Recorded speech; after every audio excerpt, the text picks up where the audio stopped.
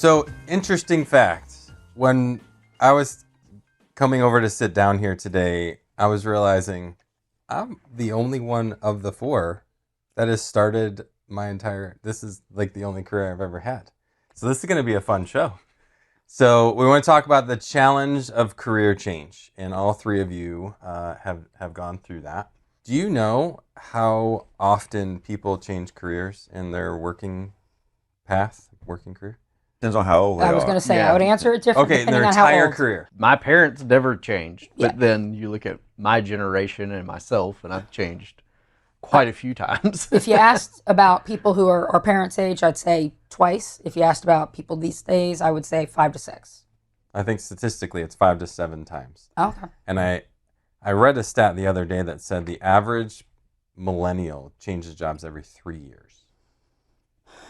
That's crazy. Well, and the funny thing is, just going through this career transition, as many people who thought it was awesome that I worked for an awesome company for 21 years, there was that many, if not more, that said, what were you doing? Where you didn't want to grow? You didn't want to do anything different? Like, they were like, you were doing something kind of boring. Like, why would you just stay in the same role? I'm like, well, I was doing a lot of new things every time.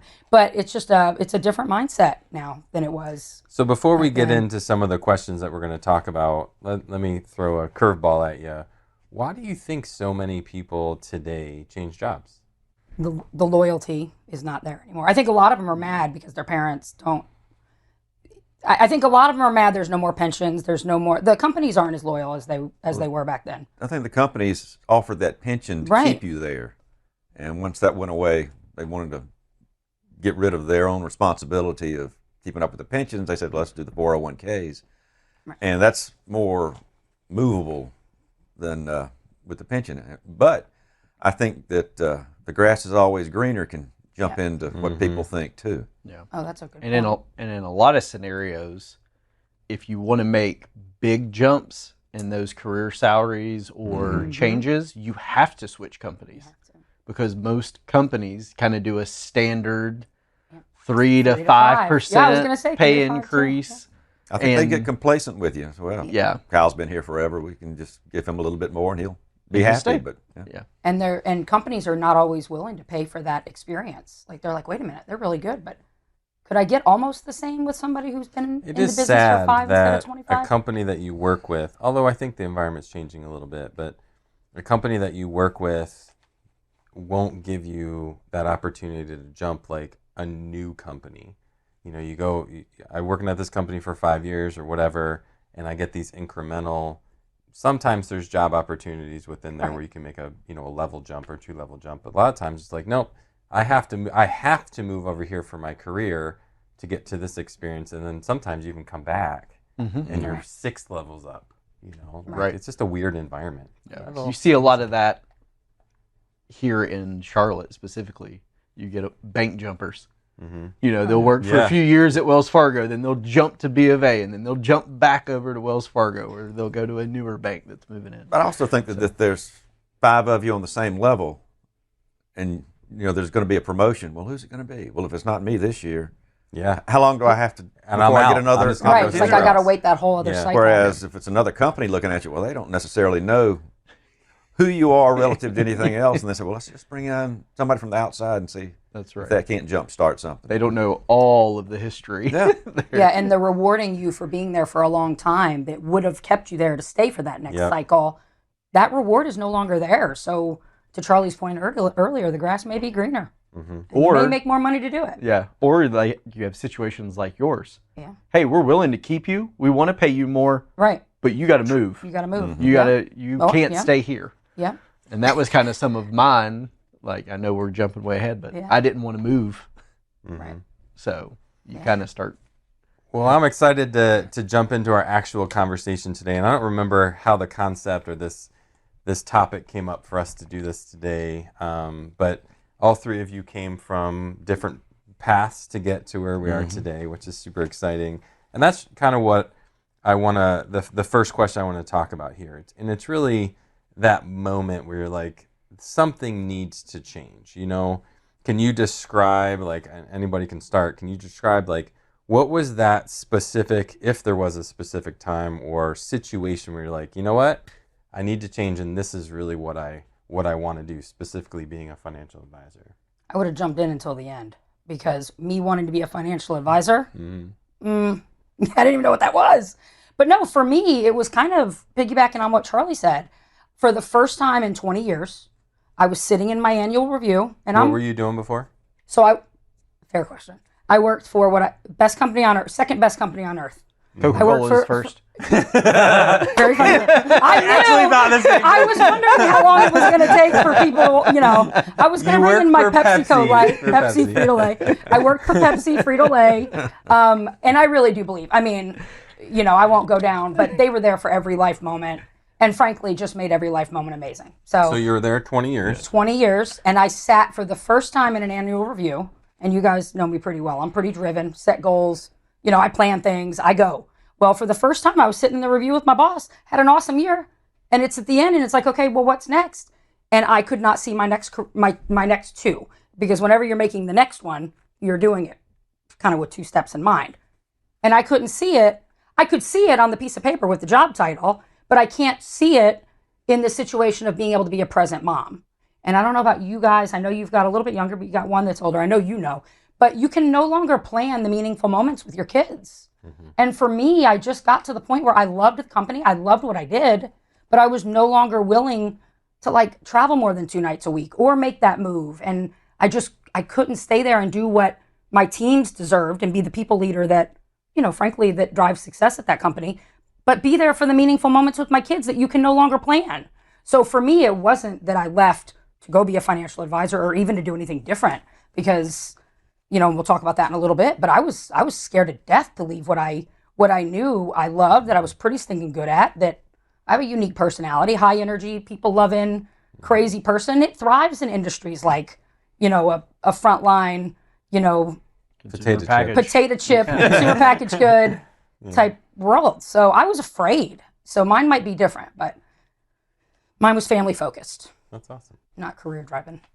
I mean, I think the initial something's got to change happened similarly to family, where I'd gotten engaged and married, and we started talking about having kids, and I was in the alcohol beverage industry for about 10-15 years prior, and I mean, I was having a blast and traveling all over and getting to really have some incredible experiences, but a lot of them were just with my coworkers and they weren't with my wife.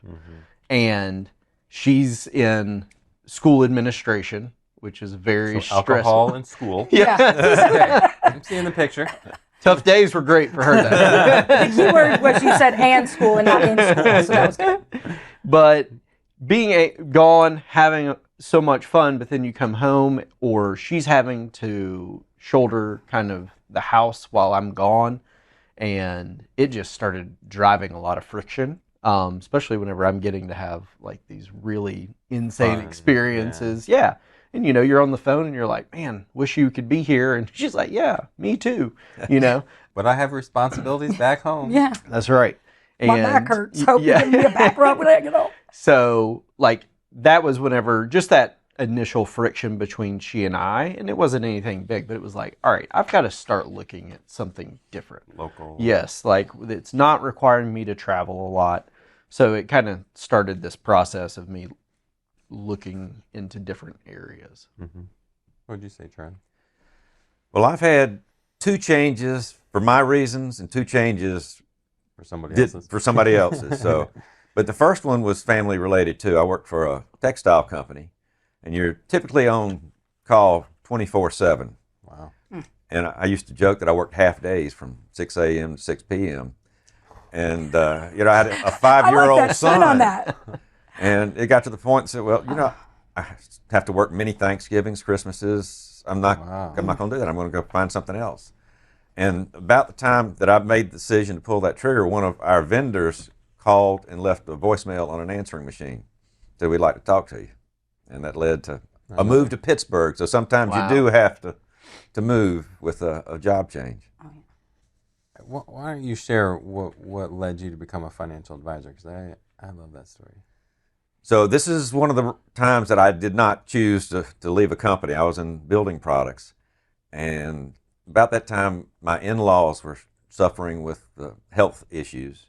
And so we did everything we could to take care of them. And in that interim, my wife's dad died.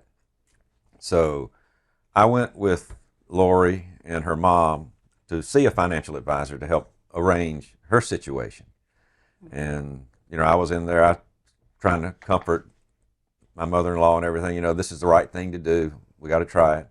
And afterwards, the owner of the company pulled me aside and said, if you ever want to come work in a company like this, so cool. I'd love for you to come in and talk to me. And that I'm out of work. It's 2009, 10. So, everything is tough with the market having exploded in a bad way. And said, well, let me give that a shot and see if we can't make a go of it. And so here you are. Wow. And here it is, later. 14 or so years later. Wow. That's cool. That's awesome. Yeah. It's interesting to me. We were talking earlier, like, why do so many millennials change jobs? And we're kind of pointing it to pensions and loyalty. But hearing you guys talk about your career change, if you think about past careers, past jobs of our parents and grandparents, what I see is people loyal to a purpose. People like understanding their job was bigger than themselves. They were part of something bigger, making change in the world. And I feel like what we have today is like, it's about me. It's what I want. And the society has changed a little bit, and we're missing what you all talked about. Like, what matters to something that's bigger than me? My family. You all talked about something that means something to you, and then seeing your in-laws, and then there's another story you've told before about long-term care and not finding people in situations like this and making a difference in that. I feel like the similarities of what you guys shared was really like having something that matters, that you're a part of, that's bigger than yourself, which is family, which is purpose, which is all this kind of stuff. And I didn't really know any of those answers, so it was really, really cool for me. Well, and that was one of the driving factors of how I ended up landing as being a financial advisor as well, was for the first time I had to make decisions that weren't just about me. Right. It could no longer be selfish decisions. Like forever I was single and I could just make that driving decision, and like I can make the next jump, and hey, if it doesn't work out, that's fine. I'm only affecting myself. I know I can go find something else. But for once I was like, whoa, all right, there's more people at stake here. So making a job transition is never easy. Although I've always been a financial advisor, I have transitioned 2 times. One from Morgan Stanley to a small firm up in Michigan, and then from Michigan to here. And I'll call that a transition for me, although I just went from being advisor to advisor to advisor, But I've never changed from knowing one set of things to having to learn a whole new set of things. And you guys have gone through that. So what has been your biggest challenges that you face during your career transition, and how have you overcome them? Like, what were the scary things? What were the challenges, and what you do to get over that and become a new expert or an expert in your new field? Who wants to jump into that one? Oh, geez. What you just said made me feel, so I'm going to challenge you on, you've never made a transition, because speaking from going from corporate America, which you guys remind me all the time, Nick, this ain't corporate America anymore. Going from corporate America Put some flip-flops on. Yeah, throw some shoes. I just might. And I love that, by the way. So what you just said, I'm going to challenge you on, in that if you were to say you haven't transitioned, I think going from corporate America, which working for somebody else, to starting and building your own business, big deal. That's a big deal to me. So it might not be a company or an industry change, but that's a huge change. And I think if you were to say what was one of the hardest things for me is, I said it earlier, but leaving something that I love for not me, right? That was hard, but your family keeps you in check. I do love my family, but I think it was a part of not being a part of a big company where you can go, leading the D&I agenda around the globe, like doing things internationally, doing something for a bigger, And then coming to, oh wait, there's how many people? 5 people here. Like they're not all in the office. Oh, but they'll all be here. What? Like it just didn't feel big enough. Like I could make a big enough impact. I'm like, what will I be doing? I'll be doing this by myself. Wait, I'm my own business. What? That part for me was the scariest because I love, and I say this all the time, and Paul's not my boss, but he is my leader. And when somebody takes a leap of faith and says, hey, I'd love you to come work with me, you want to make them proud? And that started to become, oh, I would have a leader and I would have a team, But that's a big deal for me, is being a part of something bigger and being part of other people's purpose as well as your own. And I didn't know if I was going to get that doing this individual thing. So I think that was the hardest. And passing that state exam. How'd you overcome it? That's going to be a tough one for me. And I warned you that I may get a little emotional, but I found God through the process. So I used to be a planner. I'm still a planner, but you work hard. I hope you are. Ching, ching. I didn't mean that, but thanks for the smile. No, I used to be, hey, you set a goal, you work hard, you're determined, you work hard for people, you get good results, and you go to the next role, and you go to the next thing. You feed your kids, they grow. They do good homework, they get their good grades. You know what? Yes, a lot of it is what you do, but a lot of it is God's in control. Yes. Yep. So I thought it was all about good works and the work that you did, in life as well as in your career. And I worked hard. And guys, it's hard for me because I love the company that I did work for. And frankly, I was pretty good at it. Mm-hmm. And I was afraid. And I will say, having somebody, and this meant a lot to me, but having somebody say, you build 10-year relationships in 10 minutes, got me to take that first step. Mm-hmm. And then you forcing me to come to the office instead of studying from home is the single reason that I was able to do this. Because if not, I would have gone to work. I would have stayed, right? I would have stayed in that industry. And then you guys know my story. I don't know how I could get a little winded, but me being in this office, and as I was out kind of starting to build my relationships to start building my business, and meeting somebody who asked me if I wanted to meet for coffee to talk about God, and I guess I'm saying things I didn't realize, and then Janet telling me I need to go meet this perfect stranger who wants me to meet to talk about God. What? I had no idea what all that meant. And through this career transition and letting go, realizing that I was going to put family first, so that wasn't an option, but to take the next step and to do it where God wanted me to go in God's timing, and God wants me to do. Like, I get to come to work every day and do what I think is God's work. And you put me in my place. I don't sell. I build relationships. Mm-hmm. And I looked at that as I wasn't working hard. I am working hard. I'm just doing different work. Mm-hmm. And none of that probably came out right, but no, God got me here. God had a different thing in mind. And now I live my life. Literally, I have 4 to 6 meetings a day.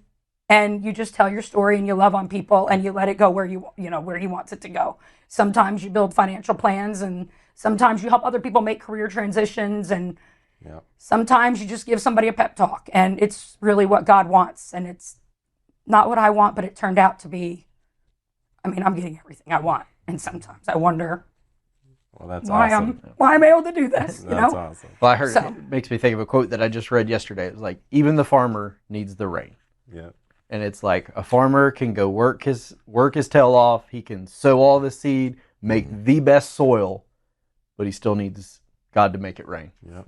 Yeah. And for us to shoulder it and think that it's all on us that's being very naive. So until you know, you don't know. That's the thing I will tell. Yeah. Kyle, what were your biggest challenges that you faced, and how did you overcome them? Oh man.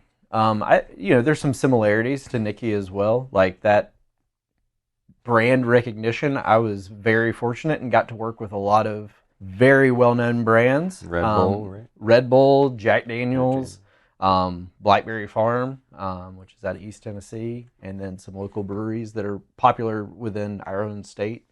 So leaving that and coming to where it's like, oh, it's on... No brand? It's on you, no brand. And even just the paradox of like you continuing to say, you're running your own business. yeah, but I'm in Insightful. Yeah, but it's not you. And like people being like your boss, and you're like, I'm not his boss, and like he runs his own shop. And I'm like, this is just a weird paradox. Yeah, exactly. Like you're your own thing. And I'm like, okay, whatever. I can't do any of this without all this. So that, I mean, just to put it all out there, like the way we get paid as advisors was a total shock. It's so hard. You go from getting a paycheck every 2 weeks to 4 a year, and even some people don't. They're like, wait, what? Yeah. Why does that happen? And you don't even know what you're going to get. So it's kind of like putting your money where your mouth is. Like, not only can we help manage other people's money, we have to be good with managing our own. Yeah. And like how you spend that. So those were a few of the items, and just the psychology of getting started. And we had this conversation before I decided to go with an independent firm as opposed to like an Edward Jones or a bigger firm where they're going to help kind of feed you some clients and stuff like that. But you start from zero. Like, you're basically your first I'm going to call it -0 because you got to go past that stinking exam. I felt in the hole from the start, not even at 0. Yeah, so just that, the building of your own book and helping serve people, and you're like, literally come in, you're like, I don't know where any of this is going to start. And yet it did. And then you look back, and you look back at the gain of where we've all started and where we are now, and those little steps, and just like the moments where you're like, wow, okay, like you've made some progress. Mm-hmm. It's fun to look back on. Charlie? When it was my choice to leave, I didn't have a real problem moving into the next position. You know, you have certain skill sets and you can just apply it. And yeah, you have to learn some new things, but that wasn't an issue. But when it wasn't my choice, I know you're out there scared to death, but I know you grow and learn when you're facing adversity. And once you're to the other side, and there's always another side, you can go back and say, well, I'm not sure I wouldn't want to go through it again just because of what it makes you. And one of the things I heard not that long ago, I thought it was a great way to say it. If God were to see you and you're going through that anxiety and everything, just say, close your eyes and take my hand. Mm. You know, when we decided to have this podcast, not for a second was I thinking this was going to be a heavy one, like inspiring. Like, this has been so great. Like, oh my gosh, I just got the goosebumps. Seeing your heart, yeah. You know, like, and I don't want this to come across the wrong way, you know, sharing this, but building relationships and starting a financial practice is it's got to be up there with a very, very challenging career change because, you know, you're not getting hired in with some pushy or cushy salary. You know, you start at 0 and you're like, all right, who do I know? You know, I mean, and you have to build trust. But doesn't it humble you how much your does. Clients have to trust you with their nest egg, you know, with just those their future conversations. Right. Like, I mean, I'm still humbled every day when someone's like, okay, let's get started. Mm-hmm. It's like, wow. Right. Okay. You're trusting me, but wow, what I just signed up for. It's a privilege to do what we do. It's an honor. Like, there's so much responsibility, and this podcast isn't really being about financial advisor. It's about understanding the challenges and hardships that you go through when you change a career. We just have the commonality of being a financial advisor. You guys have the privilege and blessing of understanding what other careers were like. I don't. Like, all I know is this space, right? So you guys understand, like, working for big corporate America, all of you work for big corporate America, and traveling a lot and having half days, you know, 12 to or 6 to 6, you know. Like, the reality of what you guys experienced before is you have, like, such a different probably appreciation or humble nature of this business that I don't get to share because I didn't have any of that. You know, like, I have my upbringing. I have what God allowed me to go through with my parents, and that's the only experience I had prior to being a financial advisor, where you guys had the privilege of diving into something that had nothing to do with this. And then coming here and to hearing, you know, where your heart's at. You know, I mean, God's a big part of this firm. God's a big part of all your lives. You know, I love the fact that, you know, you didn't even last 6 months before you met God here, you know? And the reality of who he means to us here is big. But hearing that, not that there's more, but there's an appreciation and just a love for what you do because of where you came from and what you experienced before is really cool. I didn't expect to hear that. Well, and I think because we were outside of this, it allows us to really have a different layer of empathy for our clients that are coming in, that we can see what they're dealing with. Oh, it's huge. And a lot of my clients are starting to come, are entrepreneurs, they're starting their own businesses. Though I have now started my own business, but for many years, that's who I was calling on, was someone who would like, I'm done with the banking, I'm going to go open up my own restaurant, or I'm going to go open up my own business. Or later on, before I moved into this, at a couple of the breweries I was helping out, like I was in with the owners and helping them make those decisions and seeing how they're wrestling with these decisions, and like, man, I'm going to have to go get a line of credit from the bank so that we can buy the product, like just going through those things, I think has helped out and definitely allows me to have more empathy with those that we're sitting with. So we've kind of touched on this already, but if you look back over your career changes, and specifically the career change to come here, what would you say like your most valuable lesson that you've learned, or any unexpected outcome that you've experienced? I'll give you one here. The big one for me, and you were a big part of this, showing vulnerability.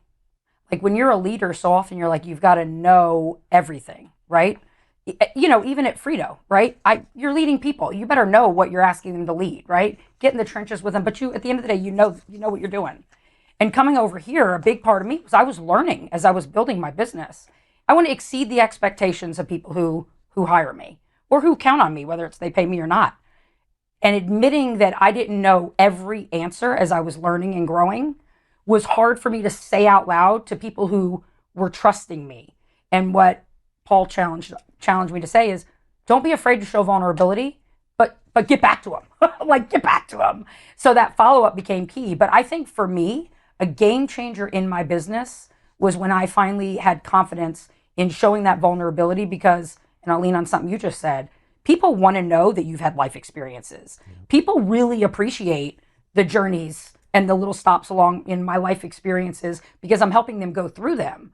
And, being able to be there for them in real life as well as with their financials, and allowing them to get in, see it was a game changer for me. So showing vulnerability can be important is probably my lesson. Love it. How powerful education can be. Like that is, I would say, one of our pillars. I don't know how many pillars we have, but as a firm, we definitely, I think, the education piece. And if you can lead with that and you educate people who come through, whether they decide to be a client or not is kind of irrelevant. But seeing them walk out knowing something that they didn't when they come in, and we've seen it come full circle. Some people that they do become clients later on down the road. Sometimes it's who they talk to a friend, and it's like, hey, I talked to a buddy, and then they've come in. But that was something that I didn't know the power of just educating people. Try. I don't know if this applies or not, but it's kind of the way we handle it at our house and with the kids. Things go wrong. Even if you make a job move, you've got stuff you got to deal with. And the way whenever something goes on, we say, I wonder how long it's going to be before this is a good story. So, in the immediate, I bumped the car or something. Well, how long before that's going to be a good story, Mm-hmm. And it immediately takes the burden off of you. Yep. So has it been a good story? Been a good life. All right, we need to bring this to a close. So one of the things that has been neat for me to hear here is a lot of commonalities, like a lot of heart issues, a lot of purpose, and the whole point of this entire show is really to help people cope, understand, in our economy. We're just not in a great place. I read an article this morning that stated since the end of the year of last year to now, there's been 1.7 million people that have lost their jobs. Just in 4 months? In 4 months. Wow. Oh, gosh. The administration's, bragging about all the new jobs created, but they're not even taken into consideration. Almost 2 million people have lost their jobs, which is way more than the jobs that have been created. So there's a lot of transition going on. We were talking about this yesterday, and how I just see the signs, or maybe I was talking with you. I see the signs that we're statistically speaking, we're back to '09 when the economy was really stalled and people were losing jobs. And we're seeing a lot of similar patterns now where the economy is headed. I don't know if it's going to be like the Great Recession, but we've heard it before, like the Great Resignation or whatever. Right. I think we're past that, but I think now people are being forced out. I mean, hearing so many big companies laying off thousands of people. Yeah. So if you were to give a bit of advice, to somebody out there that is just considering a job change because they want to choose it, or they're being forced into it because somebody else chooses it for them, what advice would you give them to step into something new, to be brave, to show grit and determination, and understanding that there's purpose and there's heart behind, enjoying and loving what you do, because we all love what we do. And most people, I shouldn't say most, a good percentage of people don't love what they do, but they need the paycheck. So what advice would you give to somebody right now? And you talk to them. Like, don't talk to us. Talk to them. What advice would you give as we bring this show to a close? Biggest thing that got me through was like just having community and continuing to talk to people. Couldn't have done it without, I came in the office too, Yeah, right. like walks around the lake and different things, but you have to stay connected to people. Don't isolate yourself. And if each day you can remind yourself exactly what Charlie just said, like, how long until this is going to be an awesome story? Right. Like, what's that going to look like? I am also very big on community and real relationships in your life. And I was in a spot where I was able to hire a coach. But even if you can't hire a coach to help you through this, find a mentor. Find somebody who cares for you. And I'm really big on this. Somebody who cares for you, somebody who gets you and what's important to you and your values, but somebody who's not afraid to look you in the eye and say what you need to hear as you're taking the steps to help you stay focused, keep the emotions in check, but also realize that you do have, children or family or yourself to feed. And the other thing I would say, which was the best advice, and frankly helped me realize that a career change can still be something you love, is just like you, when you're going to shop for new houses, before you go and start going to the individual houses, you make that list with your loved ones that says the house needs to have the 2 or 3 car garage. It needs to have, the open floor plan, or it needs to have the drop space, or whatever it is. Before you get out and really start getting deep, especially emotionally, with making a career change, my coach called it the list of sacreds. Write down those 3 to 5 things that no matter what, you were going to stay true to. Non-negotiables. We called it the list of sacreds, but no matter what, because your gut, Charlie said it earlier, you're going to find it. We're all very talented. You find your true north. You have your coach or mentor help you do that. You're going to find your true north. You're going to find the next role. Don't go settling because of the money they throw at you or, the office space or whatever. Make sure you're staying true to you as you go through that process, and you will land right where God wants you and right where you need to be, and your family will eat just fine. It'll all work out. That's great. I'd say for someone thinking about changing jobs now, as you mentioned, it's a unstable kind of market. We don't know where it's going. I would be real careful. I remember the last time the market or economy was acting up a little bit. I had friends in 2 or 3 different industries said, we were offered extended offers to a number of people, and they rescinded them just like that. Can you imagine? I just gave up this job because I'm going over there. It's going to be so much better. And then, I'm sorry, the company's laying off people now, so we have to rescind our offer. And now you're really stuck in that situation you don't want to be in. So what other advice would you give that's being careful on what you choose? What else would you say to somebody who is being forced into a job change? Well, now you're assuming you got the job. No. I'm saying you just lost. Right. Now you have to look for something new, kind of like. Well, we call it a job change, but you're now on your own searching. Yes. For. What advice? Where am I going? Would you guys give to somebody in that situation? Any of you? Network. You got to just hang in there. It may be a downward slope, but you'll get through it. Mm-hmm. You will get through it. And don't be afraid to tell people you're looking. So many people worry about their pride a lot, and they're afraid. They keep it quiet.